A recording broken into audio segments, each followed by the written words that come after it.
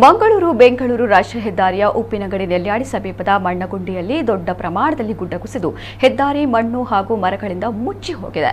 ಈ ಪ್ರದೇಶದಲ್ಲಿ ಚತುಷ್ಪಥ ಕಾಮಗಾರಿಯ ಹಿನ್ನೆಲೆಯಲ್ಲಿ ಅತ್ಯಂತ ಎತ್ತರದ ಗುಡ್ಡವನ್ನು ಯಾವುದೇ ಮುನ್ನೆಚ್ಚರಿಕೆಯ ಕ್ರಮವಿಲ್ಲದೆ ಕತ್ತರಿಸಲಾಗಿದೆ ಎಂದು ಆರೋಪ ವ್ಯಕ್ತವಾಗಿದೆ. ಪರಿಣಾಮವಾಗಿ ಮಳೆ ಬರುತ್ತಿದ್ದಂತೆ ಮಣ್ಣು ಸಡಿಲಗೊಂಡು ಕುಸಿದು ಹೆದ್ದಾರಿ ಬಂದ್ ಆಗುವ ಸ್ಥಿತಿ ನಿರ್ಮಾಣವಾಗಿದೆ. ದೊಡ್ಡ ವಾಹನಗಳ ಸಂಚಾರ ಸಂಪೂರ್ಣವಾಗಿ ಸ್ಥಗಿತಗೊಂಡಿದ್ದರೆ ಕೆಲವು ಸಣ್ಣ ವಾಹನಗಳು ಕಿರಿದಾದ ಜಾಗದಲ್ಲಿ ಸಾಗುವ ಚಿತ್ರಣ ಕಂಡುಬಂದಿದೆ. ಈ ರಸ್ತೆ ಅವಲಂಬಿಸಿರುವ ಸಾವಿರಾರು ಪ್ರಯಾಣಿಕರು ಹಾಗೂ ವಾಹನ ಸವಾರರು ಆತಂಕದಲ್ಲಿದ್ದಾರೆ. ನೆಲ್ಯಾಡಿ ಹೊರಠಾಣೆಯ ಪೊಲೀಸರು ಸ್ಥಳಕ್ಕೆ ಭೇಟಿ ನೀಡಿ ಸಂಬಂಧಪಟ್ಟವರಿಂದ ಮಣ್ಣನ್ನು ತೆರವುಗೊಳಿಸುವ ಕಾರ್ಯ ನಡೆಸಿದರು.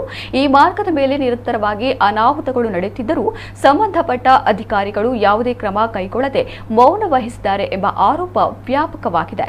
ಕಾಮಗಾರಿ ಗುಣಮಟ್ಟ, ಸುರಕ್ಷತಾ ಕ್ರಮಗಳ ಅವ್ಯವಸ್ಥೆ ಹಾಗೂ ಗುತ್ತಿಗೆದಾರರ ನಿರ್ಲಕ್ಷ್ಯ ಕುರಿತು ಸಾರ್ವಜನಿಕ ಆಕ್ರೋಶ ತೀವ್ರಗೊಂಡಿದೆ.